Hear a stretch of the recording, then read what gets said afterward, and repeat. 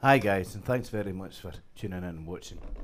And we're going to continue with a beginner's guide to fingerstyle electric guitar. As I say, it's quite tricky for me because I don't really know what levels everybody's at, so I'm going to start at a very basic level, so please don't be offended if you're way above that. Sooner or later we'll catch up. So last week we basically played in the key of A minor and C. And the reason for that being is that there's no sharps and flats in the key of C. It's relative minor, A minor. So now we're going to move on to key 1 sharp, which is the key of G, and its relative is E minor. To find a relative minor, if you know the major key, just go down a third. And again, the reason why we have a sharp, like in the key of G, 1 sharp, F sharp, is basically so we have the correct intervals between a scale, do, re, mi, fa, sol, la, ti, do. So for example, if I played a scale in G and just played the notes as they were, G, A, B, C, D, E, F. That's not right. It's actually like a mixolydian mode. So to make the scale have the proper interval, it's got 1 sharp, F sharp. So the scale sounds. And it's the same in A minor. So that's why the scale of G has 1 sharp, which is F sharp. Now, so we're going to be playing this tune, and as I say, we're going to be, I think we'll do the Autumn Leaves. And the first thing we'll start off, as I say, is the 1, 4, 5. So if we're in E minor, or 1, 4, 5 is E minor. I'll just, again, play up here in first position so you can follow what I'm doing. E minor, A minor, and then B 7th is the 5th or the dominant 7th. But we're going to introduce quite a few more chords, and this is how I hope you'll find this interesting. One of the first chords I'm going to show you, I know I've covered this in other lessons, but we'll do it here, is the major 7th. Now all a major 7th is just a basic major chord with the major note down a semitone. So if you know how to play a G chord, straight G. So there's a G. So the major 7th is G down a semitone, which is F sharp. So there's your major 7th there. And C, there's C. Take off your first finger, it's a B. There's your major 7th. If it was D, there's your note there, your tonic note D. So it's just down a semitone. We'll do a lot more of that, major 6s and major 9s, but we're going to be doing that. The other chord you have done before, but not, I'm going to show you a different position of playing that, and that's a minor 7 flat 5. Because in this tune there's an F sharp minor 7 flat 5, big long name, but not too difficult a chord. And that's it there, using a different shape that we did the last time. Now that might be a wee bit tricky for somebody playing a flat 5, tucking that first finger in. But in this tune, we can do it just playing, as instead of a B sharp or a C, we could play it just open. And although it's a 5 instead of flat 5, it's still interesting. Anyway, and I'll show you alternatives later on. But the reason I want to play the Autumn Leaves, it's usually a tune that somebody getting into this kind of music starts with, because it's got a good chord structure, but it's also for the right hands. Remember, this is a video's not about playing jazz, because I'm not a jazz guitarist. It's all about the right hand. So we'll be working on that. A thing I forgot to say last week was that I explained to you that I use both the pickups, mainly the neck pickup, but if I want it a wee bit brighter, then it'll bring up the treble pickup. But another thing I forgot to say is the wee amplifier I'm using here, a wee Fender Champ, they're all set at 12 o'clock, you know what I mean? So, and again, we don't need a lot of volume with this, and any other tones I control from here. But usually when I set them at 12 o'clock, they're pretty much fine. So the autumn leaves, I'm sure you know. We'll just run through the first set of chords. Oh, there's another chord I was going to explain to you, and that's the minor seventh. And a lot of these ballads, it's not straight minors, you know, that they play. It's softened, so they usually play a minor seventh, and it's literally what it says. Say for example, A minor, right? The seventh note in the scale of A is G, so it's just an added G. Although we don't play it there, we usually play it there. So there's the open G and the G string. So it's basically an A minor chord, take your third finger off. Then you get A minor seventh. When we move on to bar chords, it's the exact same thing. Minor seventh, just the exact same shape. The only difference is I'm using my first finger as a capo, but we'll get to all that later. So, the autumn leaves, straight, A minor seventh, E minor, sorry, because we're in the key of E minor, right? We'll start with an E minor, A minor,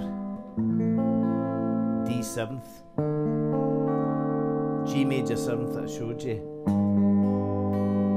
C major seventh as I showed you. Now we're going to do the F sharp minor 7 flat 5, big long name. I'll go through it fret by fret for you. So my second finger is on the E string, second fret. Basically you miss the A string altogether, and then when you're on the D string, my third finger is on the second fret, giving me an E, and then my pinky is on the third fret, the G string, giving me an A. Now if you can manage to get your finger down here, it'd be great. So my first finger is playing a C, that's the first fret in the B string, so you get this. You remember that from last time. And the turnaround from this chord goes from the F sharp minor 7 flat 5 to a B seventh. Or if you can manage it, putting the ninth on. What I'm doing there, I'm playing a basic B7 shape, right? And I'm just bringing my first finger over like a part bar to hit the C natural. But if you can't do that, it's not the end of the world. After I do this, I'll actually show you the alternative chords that you would use to play in position. So I'll just run through the chords again. It's in E minor. First chord, A minor. D seventh. G major seventh.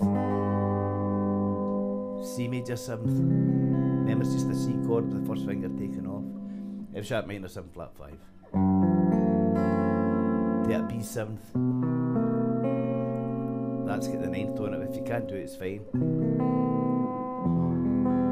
Right, okay. So that's the basic, the first part of the tune. The second part we'll go through when we get to it. It's not hard either. But anyhow, let's get into this right hand, which is the trickiest part of the whole thing. Something, I think I said it last week, but I'd like to say it again. This path that you have chosen isn't particularly easy, because you're not strumming away or playing with a plectrum. Not that there's anything against plectrum players, but this is quite tricky. So it's every now and again, just pick your guitar up where it's not plugged in and just play this acoustically. And the great things, these semi-acoustic guitars, you can play them semi-acoustically. So we'll go through that. So we'll see how that sounds. Now, the basic right hand pattern, remember what I said originally, thumb plays the basses and the fingers play the trebles. So in E minor, just let me play an open E minor chord. So that's my thumb hitting the bass, and then 3 fingers playing the trebles, okay? And there's a device that a lot of teachers use, and it's called dum ching. I mentioned this last week, and all it means is dum is the thumb and ching is the 3 fingers, and it's quite good at getting a pattern over, like so. So all I'm doing is dum, ching, putting a wee bit of syncopation on it, but it's basically dum, ching, ching, dum.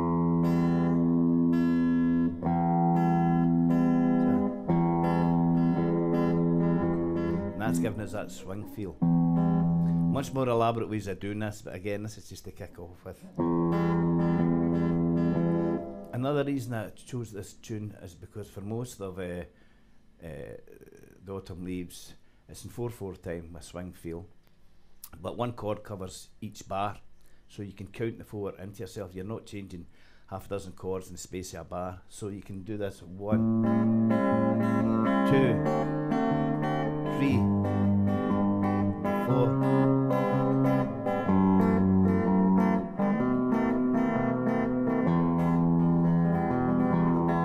So you get the sort of feel, okay? So I'll just run through the chords again. So you maybe want to write them down or even watch the video again.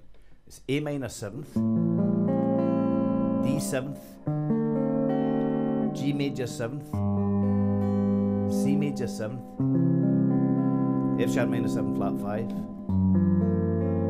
B 7th with a 9th, and back to the E minor, right? And as I say, we're trying to get this swing feel.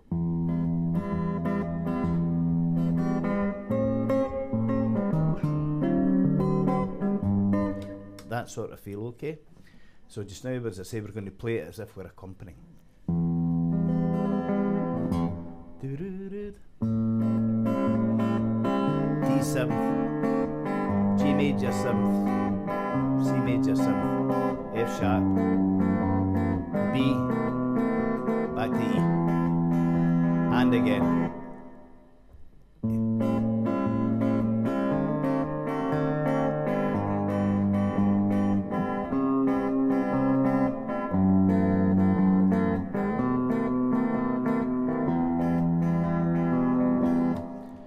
Now, a lot of the times when you're playing this kind of music, that's the perfect accompaniment to do, because a lot of musicians don't like a lot of flamboyant stuff, and what's really, really important is keeping the beat. I think I've said before again that reading music is not particularly hard. You could actually do it over a weekend to a certain extent. You would learn all the notes and the lines, and you'd learn all the notes and the spaces, and then you'd get to recognise the notes above and below the ledger lines. That's not really hard. What's really hard is timing. When somebody hands you a sheet of music, the notes, you're more than capable of finding out what the notes are, but the timing, if it's a tune you're unfamiliar with, it's quite tricky. And again, as time goes on, I'll help you with that. But it's just in case you pick up a guitar book with tunes and you go, oh, I don't know that one. And you follow the notes quite easily, but the timing is very difficult. Rests and all sorts of things like that, but we'll come to that later. So anyhow, we've done the first part of that. Now we're going to the middle section. And again, we're not going to use bars, we're going to stay up in first position. You know the...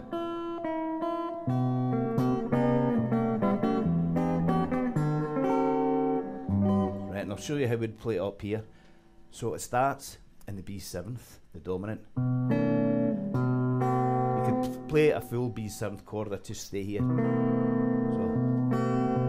what I like to do is take it down a fret, just like that. So it's now the next chord is E minor 7th, and I'll show you how I like to play it. Very simple. If you imagine you're playing an F chord, right? Basic F chord, and take your third finger away, okay? That's actually D minor 7th, okay? And if we take it up to third position and play the E bass, that's E minor 7th. Let me go through that again. Start with the basic F shape, take your third finger off, and if you play the D, that's D minor 7th. If you take up to third position and play an E, that's E minor 7th, okay? So we'll go through this middle section again. So it's E minor 7th. Again, slide it through. The next chord is D7th, although what you could do, you could play the D7th in 5th position. Just try it, you don't have to do it this way. And what I'm doing there is I'm just barring 3 strings in 5th position, that's all there. And then in the B string, I'm using my third finger to hit F sharp, which is in 7th position, 7th fret down in the B string. But you don't have to do that, I'm just basically showing you that that's the D7th there. But the D7th here is perfectly fine. And then we're back to G major 7th again. F sharp minor 7th, B 7th, E minor, flat 5, B 7th, E minor. I'll show you that again, okay? So you go B 7th, E minor 7th, D 7th, G major 7th, flat 5, B 7th, E minor 7th, flat 5, B 7th. And I showed you that basic dum ching pattern, right? You don't have to stick to that, especially if you're working yourself. You can put wee variations on it as long as you keep that 1, 2, 3. And the good thing about the autumn leaves is you can feel that. You can feel that, you know, that. So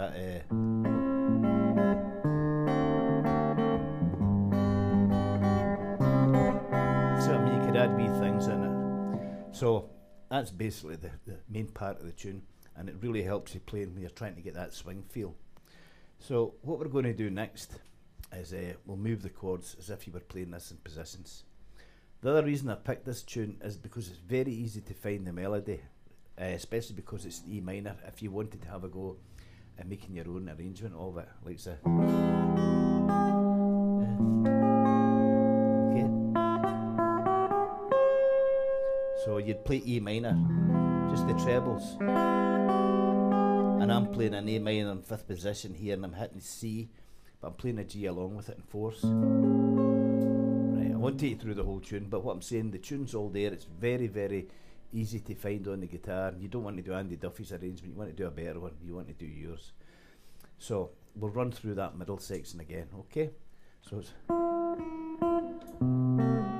B 7th, E minor 7th,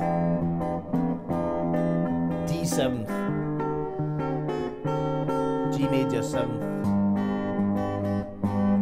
flat 5, 5th, B 7th, E minor,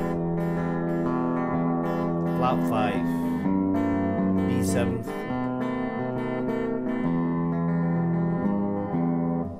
Now that minor 7 flat 5 shape I showed you there, and it resolves into B 7th, well, B 7th 9th. You can move that up the guitar as well. As I say, we did it in F sharp minor 7th because my second finger's on an F sharp. If I wanted to do it in A minor, I just go up to 5th position, exact same shape, then a B7 shape again. It's basically as simple as that. You just move it. The other thing I would show you is, if you remember the B minor 7 flat 5 we played last week to the E, what you could do is that exact same shape, but just move the whole shape up to F sharp. So that's B, right, all the way up to here, right? I'm now in D, I'm now in E, I'm now in F. There's F sharp there. To B 7th, to E minor. So it's the same shape we used last week, but we just moved all the way right up to my first finger's on the F sharp. As I keep saying, the name of the chord is where my finger is. If I wanted to play C minor 7 flat 5, keep that shape, put my first finger on C. So,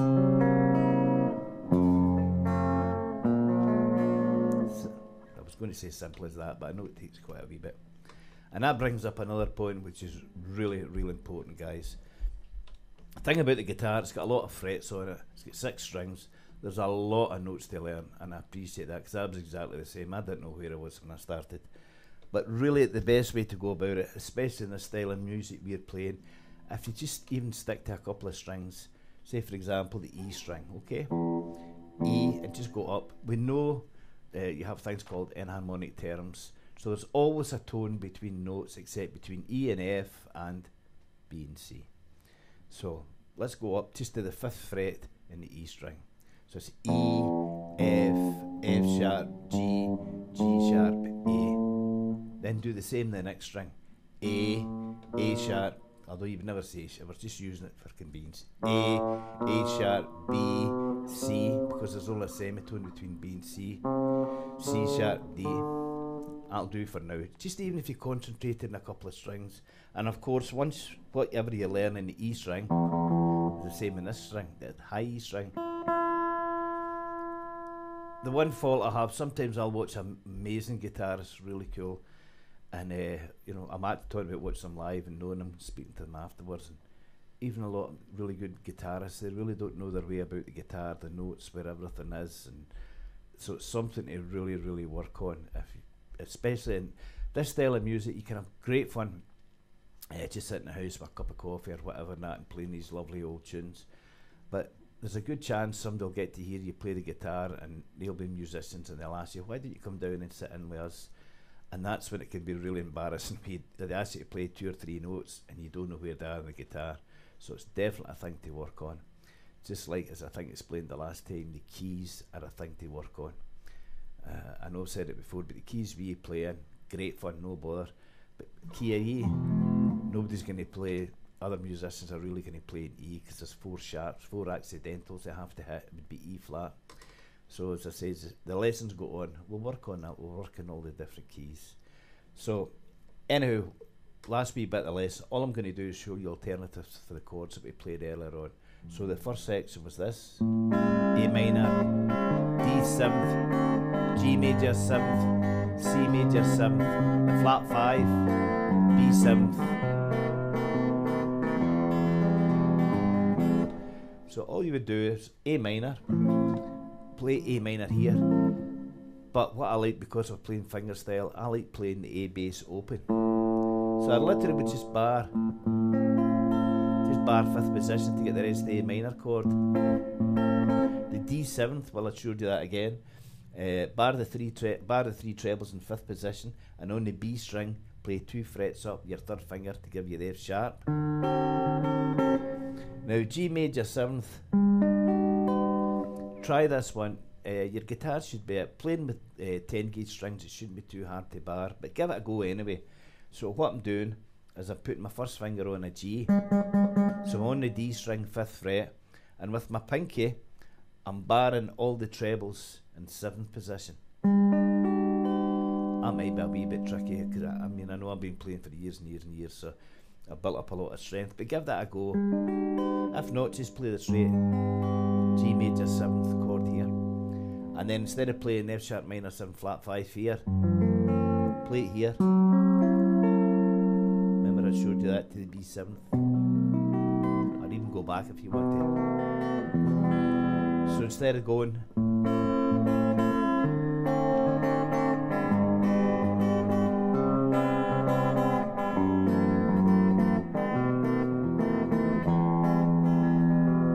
doing this.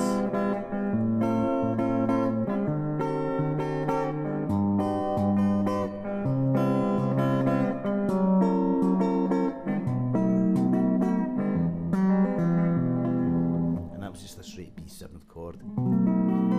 Back to E minor here. And as I say, once you get into the hang of that, I don't want to tell you too much about it, because it should be your arrangement, not mine. But the notes for the autumn leaves are all there.